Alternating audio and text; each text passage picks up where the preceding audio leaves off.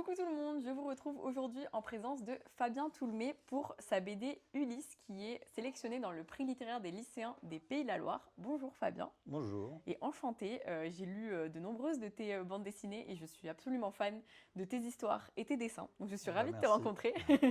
Une de mes toutes premières questions, c'est comment t'es venue l'idée et l'envie de raconter ce qui se passe dans une classe Ulysse et aussi qu'est-ce que c'est d'être accompagnant d'élèves en situation de handicap. Comment ça m'est venu? En fait, d'abord, je suis concerné par la question de l'inclusion scolaire des enfants porteurs de handicap parce que ma fille a une trisomie et donc elle a une scolarité dans un environnement qu'on appelle ordinaire. Donc tout ça, ça a généré des situations, des choses qui me faisaient penser à cette situation et je me disais que ça pourrait faire peut-être un sujet intéressant. Et l'autre chose qui a un peu vraiment déclenché le début de l'écriture, c'est le fait que ma femme est AESH, donc accompagnante d'élèves en situation de handicap, et que le soir, elle me racontait tout ce qui se passait, ce qui pouvait se passer avec les élèves, avec ses collègues, l'environnement, etc. Et je me suis dit que c'était vraiment un bon terreau d'histoire. Donc voilà, je me suis mis à élaborer un peu quelques idées autour d'une histoire qui se passerait dans cet environnement-là. Et puis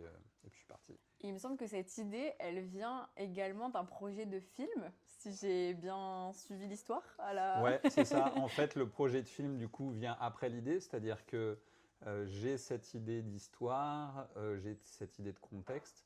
Et donc, pour écrire l'histoire, en fait, je vais passer du temps dans une Ulysse, ici, dans un collège à Bordeaux. Et en fait, ce que je vois, la façon dont les jeunes interagissent, à la fois entre eux et avec les enseignants ou les AESH, je trouve ça très touchant. Ils sont très purs, spontanés. Il y a quelque chose de très authentique que je suis pas sûr d'arriver à retranscrire en bande dessinée. Ou en tout cas, je me dis que peut-être la meilleure façon de le retranscrire, c'est en film. Et donc, je commence à imaginer un projet de film dans lequel, en fait, le rôle de ces jeunes serait tenu par des jeunes eux-mêmes scolarisés ou en Ulysse ou en IME, c'est-à-dire des centres où sont scolarisés des jeunes porteurs de handicap. Voilà, donc effectivement, le projet initial, avant que ce soit une BD, c'était un long métrage. Ce casting un peu que vous avez fait passer à des acteurs, comédiens, des jeunes, est-ce que ça vous a permis de forger les personnalités des élèves qu'on suit dans Ulysse? Parce que c'est pas facile de décrire la personnalité d'un élève atteint de handicap sans connaître forcément tous les détails, toutes les subtilités de ce handicap. Donc comment est-ce que vous avez créé ces personnages auxquels on s'attache très très rapidement?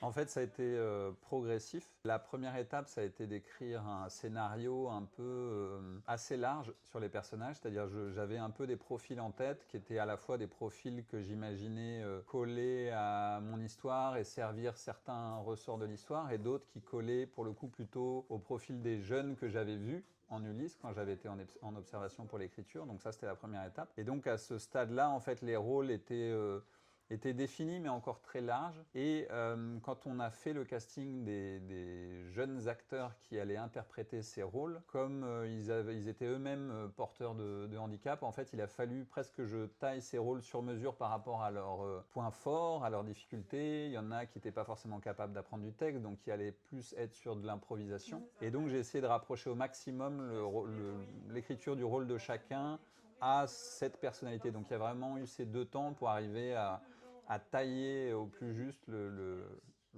rôle. Et vous avez fait ensuite relire la BD à des personnes qui sont au plus près de ces jeunes-là, par exemple, pour voir un peu la justesse ou non Au peut-être stade de déjà... la BD, c'était quand même déjà Eh oui, très avancé. très avancé parce qu'il y avait eu d'abord toutes les phases d'écriture et différentes C'est vrai. versions du scénario pour le film.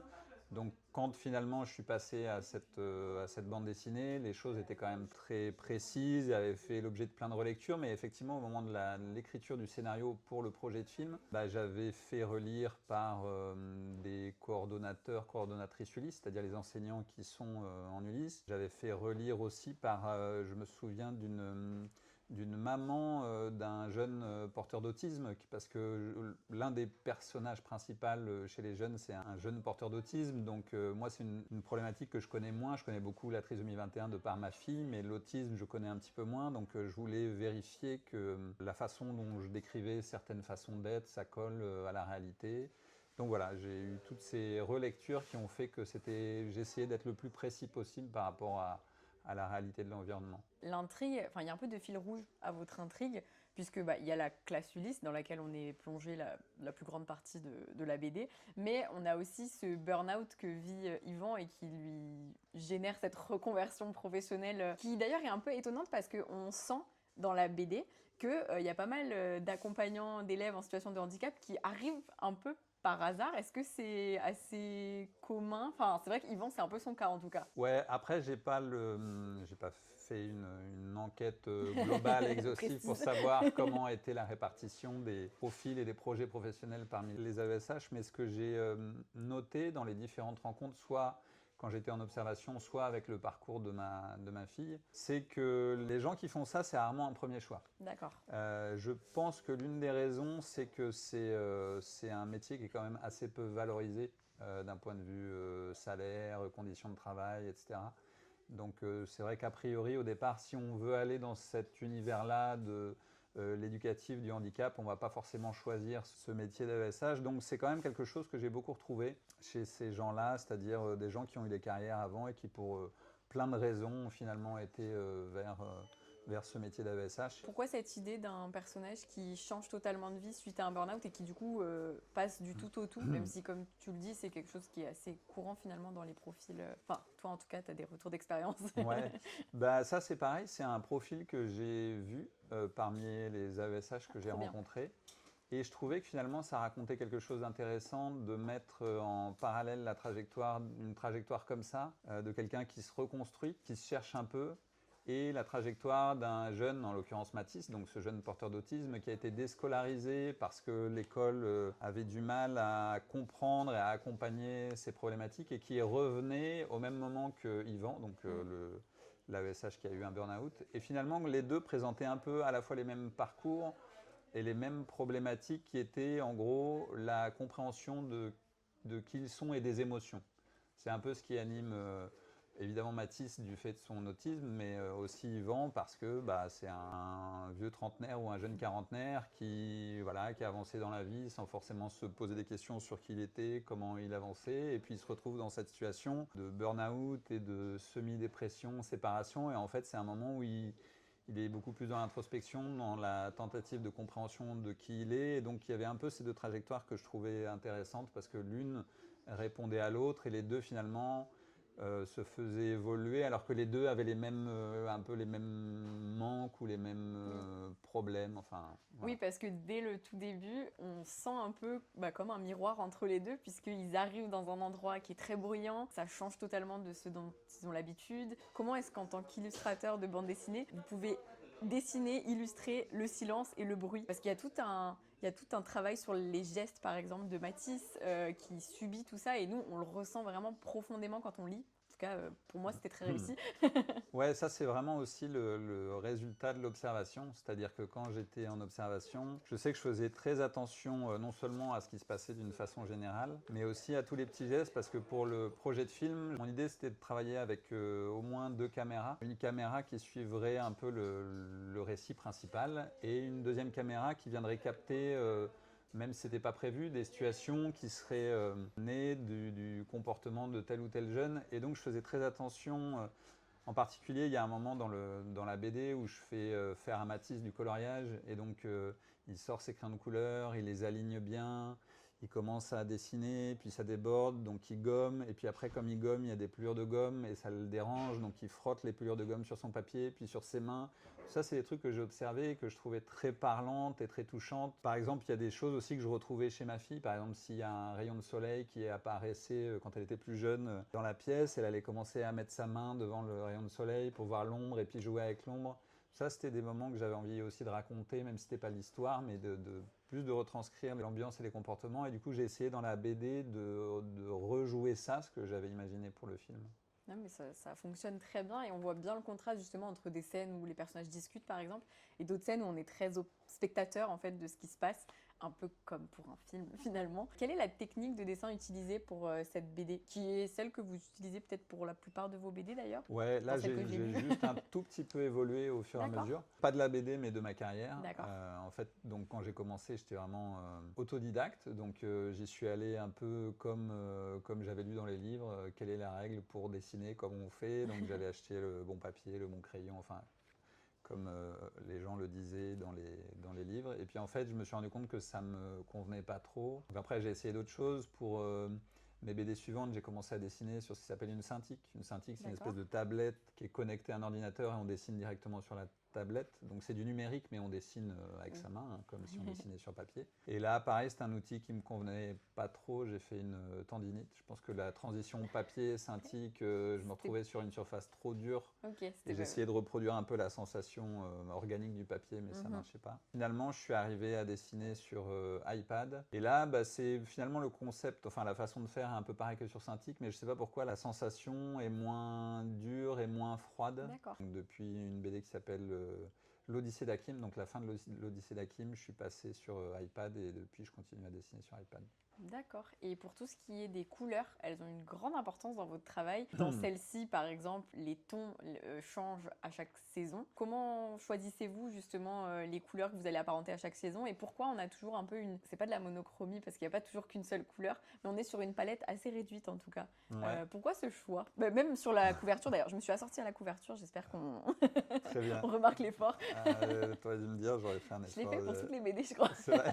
En fait, le choix d'origine de la palette réduite, c'est plutôt une contrainte, c'est-à-dire que je me suis rendu compte très vite, même avant de publier mes premières BD, que j'avais du mal avec la couleur classique. En fait, quand il y a trop de couleurs, je me perds un peu. Je pense que je suis pas très bon en couleurs sur ce mode de fonctionnement-là, en tout cas. Donc, je me suis rendu compte assez vite qu'en réduisant le choix des couleurs, j'étais beaucoup plus à l'aise et surtout, au lieu de travailler sur la couleur, je travaillais plus sur la lumière et les ombres, etc. C'était quelque chose que je préférais finalement. Et donc maintenant, dans mes BD, je sais à chaque fois qu'il faut que je parte avec peu de couleurs. Et du coup, j'essaie de choisir les couleurs qui me paraissent le plus correspondre à l'ambiance que je veux donner. Donc là, par exemple, je me suis dit, je vais partir avec une gamme de 2 couleurs plus une couleur de peau. Pour ces 2 couleurs, j'ai pris 3 tonalités. Et je me suis dit, je vais essayer de garder la même sur toute la longueur de la BD. C'est-à-dire ces 2 mêmes couleurs avec ces 3 tonalités, mais pour chaque saison, j'ai essayé de trouver une déclinaison de ces couleurs qui colle le plus.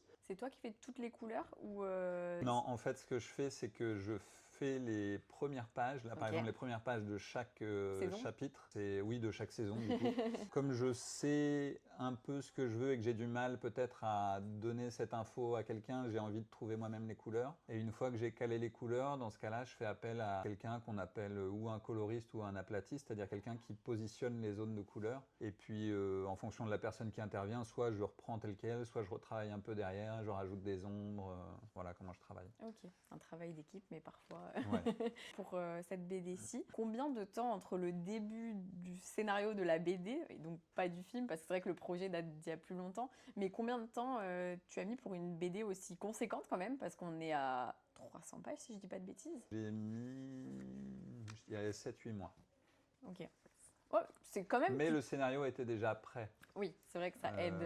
Si j'avais dû faire tout, peut-être il aurait fallu rajouter 1 ou 2 mois. Et tu travailles de manière chronologique dans ces cas-là? En même temps, là, c'est un autre contexte puisqu'il y avait un film Ouais. à la base. T'es reparti du scénario film? En fait, ce que j'ai fait, pour un projet de film, il faut faire beaucoup de versions de scénario qu'on modifie en fonction des lectures de tel ou tel financeur ou acteur, actrice. Oui, donc il y a toujours des petits ajustements. Et de mémoire, je pense que j'avais fait genre 13 versions du scénario, donc ça a quand même pas mal bougé. Et oui, si je le fais dans l'ordre chronologique, Oui.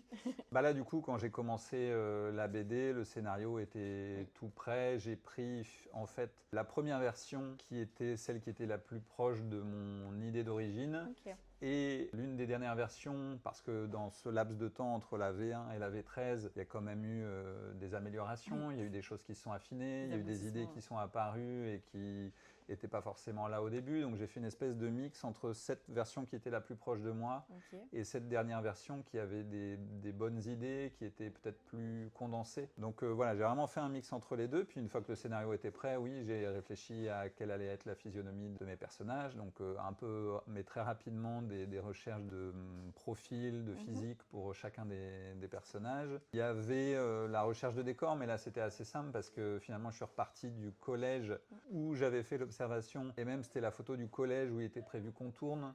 Ok. Donc j'avais énormément de photos de la cour, des couloirs, des classes, du réfectoire. Donc je suis reparti de ça en le simplifiant un petit peu parce que c'est un collège un peu complexe. Et puis une fois que c'était prêt, dans ce cas-là, je fais d'abord un storyboard, c'est-à-dire que je pose vraiment de façon très rapide les cases, l'enchaînement des cases, des pages pour que je vois justement qu'est-ce que va donner le livre une fois fini, mais mal dessiné.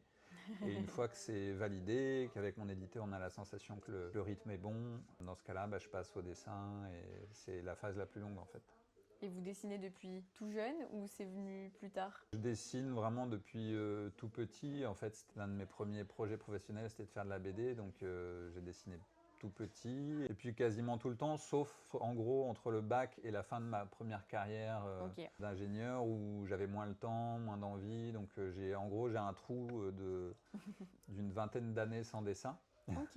ou Quand alors, même. ou alors très très peu de dessins. Ok. Et je me suis remis vraiment à dessiner C'est votre nouvelle carrière ouais, principale maintenant. au début de ma nouvelle carrière, donc il y a maintenant une grosse dizaine d'années, où je me suis dit, si je veux avoir la possibilité d'être édité, il va falloir que je progresse un peu, parce que j'avais un dessin... Oui. Tu parlais du côté autodidacte tout à l'heure. Je pense que j'avais un niveau de dessin décent, mais quand même très très très insuffisant pour être publié. Il y a pas longtemps, j'avais fait une intervention dans une école avec des illustrateurs et illustratrices, et justement j'avais ressorti mes premiers dessins, mais pas ceux de jeunesse, ceux que Ok. j'avais fait quand je me suis dit il faut que je Au fasse de la début BD. du... Et honnêtement, c'était pas terrible. C'est assez encourageant finalement pour Oui. les gens qui veulent en faire, c'est qu'on peut partir d'assez loin et arriver à progresser.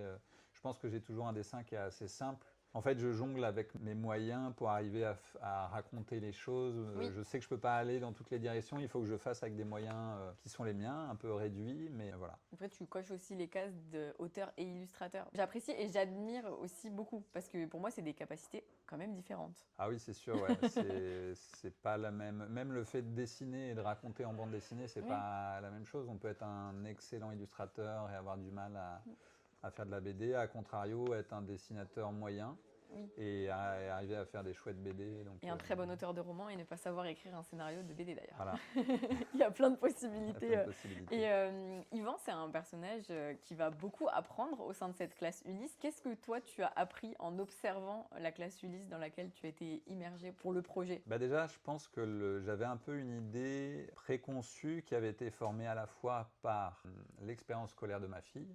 Donc j'avais vécu ça de loin Oui. comme un père et donc avec pas toujours des très bonnes expériences. Donc c'était formé dans mon esprit une espèce d'idée de ce que pouvait être l'Ulysse et pas forcément quelque chose de très positif en fait. Et la deuxième chose qui avait formé cette idée préconçue, c'était ce que me rapportait ma femme. Et là, pour le coup, c'était plutôt positif, mais aussi compliqué.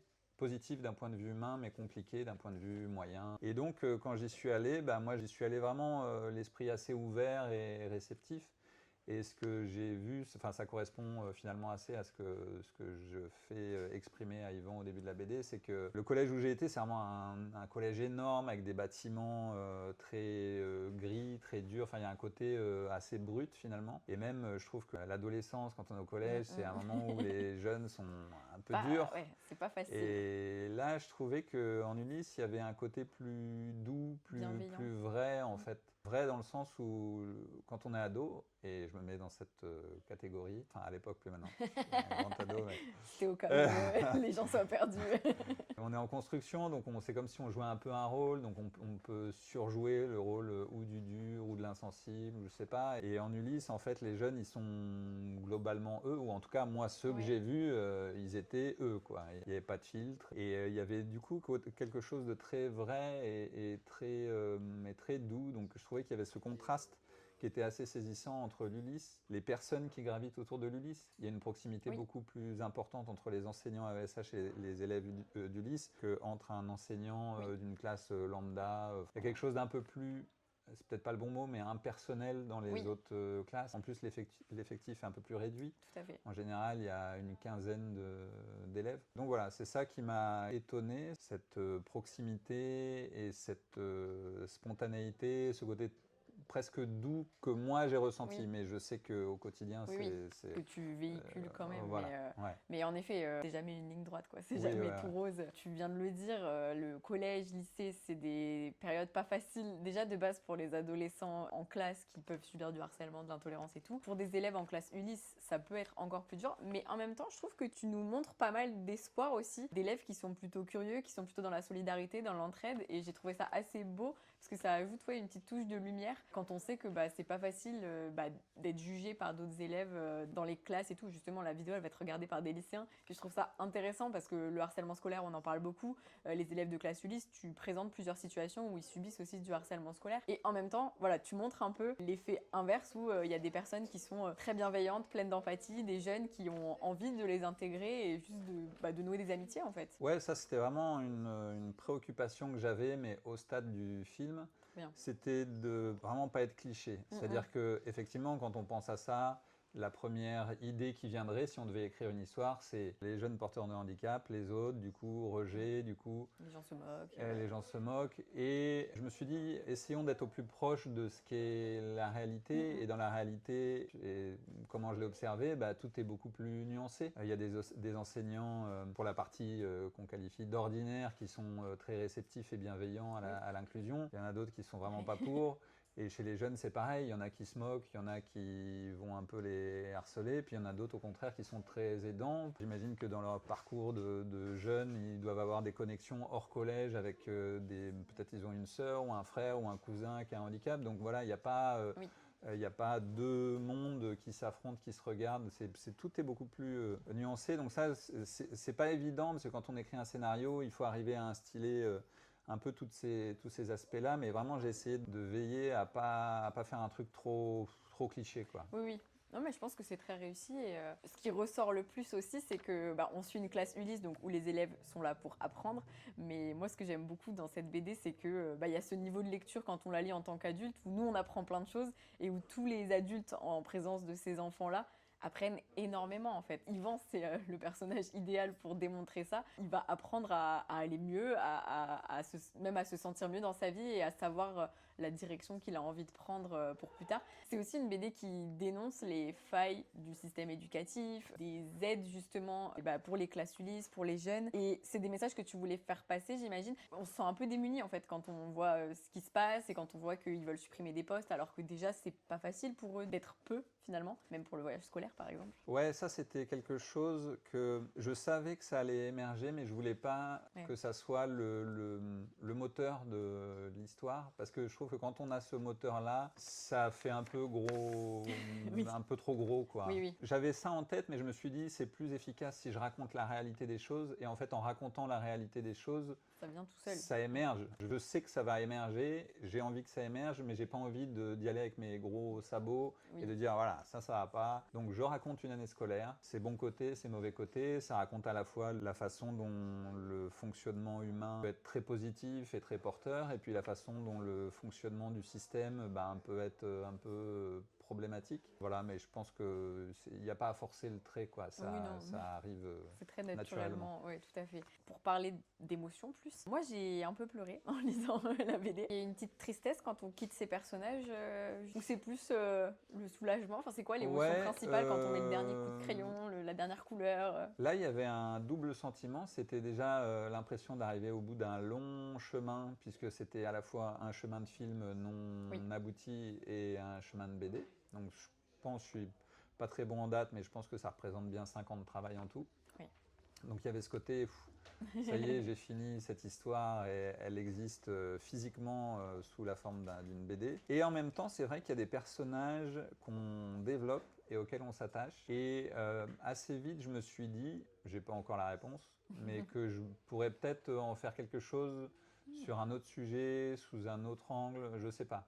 En reprenant des... Ouais, peut-être une espèce de spin-off. Oui, qui n'est pas obligé d'être lié à 100% à la BD Ulysse, mais qui viendrait résonner finalement. Voilà, là il y a beaucoup de personnages avec des trajectoires différentes et donc des thématiques abordées différentes. J'ai bien aimé écrire sur un sujet sociétal, presque un documentaire, mais sous forme de fiction.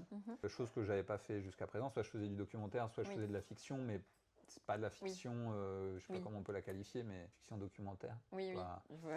Et là, je me suis dit qu'il y avait des thématiques sociétales qui se prêteraient bien à ce genre de fiction. Oui. Donc j'ai un peu ça en tête. Je ne sais pas si je le ferai, donc je ne vais pas en parler.